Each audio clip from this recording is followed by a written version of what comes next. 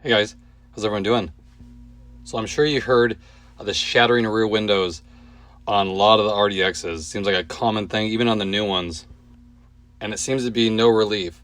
Like they don't really fix them, they don't cover them under warranty, and there's a big reason why, and it's kind of a shady thing. So if you heard about this and the big issues that it is, like I said, even on the brand new RDXs having the same problem, let me explain exactly why that it won't change.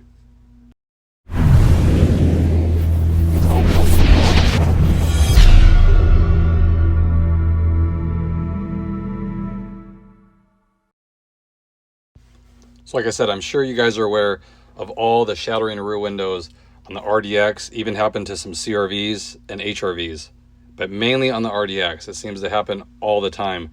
Like you wouldn't be in your car and you'll come out and it'll be shattered. So you're thinking, why don't they create a recall for it, since a shattering window is kind of serious? Because a lot of people are having to get this done and pay for it out of their pocket, even when their car is in warranty. And here's the exact reason why. And it'll also tell you that it probably is not going to change. So if you're hoping to get it covered under a warranty or a recall, you're probably out of luck. And it has to do with two things: a recall, and then what Honda and a lot of auto industry is calling this is a customer satisfaction campaign. And here's the main difference. And this is why they cite on the customer satisfaction campaign instead of recall, which they'd have to, replace the window and keep doing that if it keeps failing. And mainly they would have to redesign it. That'd be the costly part of it. So Honda's saying on here that when the rear window fails, they're saying there's no large sharp shards, there's no cuts or wounds, because it just shatters in a million tiny little pieces. And under the US rules, a manufacturer only has to file a formal recall and send out the letters and do all that stuff if it determines the issue is a genuine safety related defect. So they're saying that this isn't a safety related issue because it doesn't have all these sharp shards of glass. It's just a million little pieces. And the bad part is nobody polices this to determine if it's actually real. The manufacturer has to make the call and based on its engineering and decide what they want to do with it. And if enough complaints come out, then it's going to force a petition, which is like a second look into it. And we've seen that before many times with other problems. And sometimes they do get called for a recall. And the main reason they're doing this is because they know exactly the issue going on here. And it has to do with the defroster grill pattern that sits too close to the urethane sealant that they use.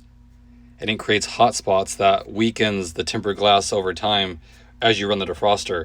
So a way to avoid this is never use the defroster or pull the defroster fuse out, which you shouldn't have to do on a car, especially a newer car, just to get it where it doesn't explode the rear window on it. But that's kind of the situation here.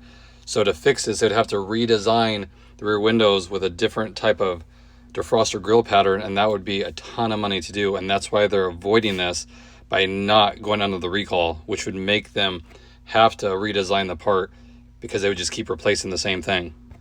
And there's been so many examples out there that people are doing this, they're exploding, and they have to pay to get this repaired, even on a car that's a year or two old, which is unacceptable. But if you're wondering why still there hasn't been official recall, because people have sued them trying to get this to happen, and it's still nothing years later.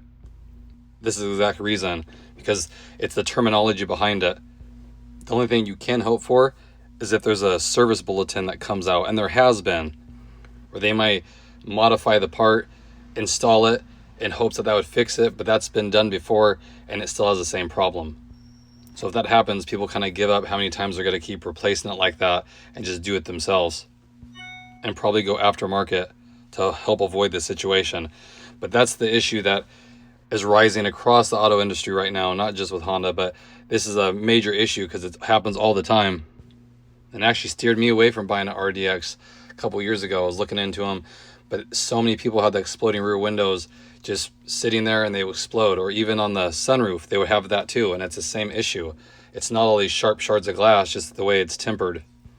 So now you know that's the loophole where they don't have to do a recall. Now if it was a front window and you're driving down the road and it explodes, that's a major safety thing. But they're getting away with it here if it's the sunroof or the rear window, because it's under what they call the customer satisfaction campaign, which is totally different than a recall. So I want to clue you guys in on this if you didn't already know that.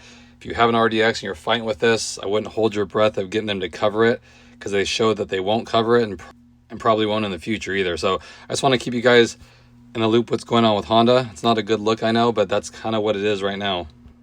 So if you have any questions, leave them below. I'll get right back to you. I appreciate it, and I'll catch you guys in the next one.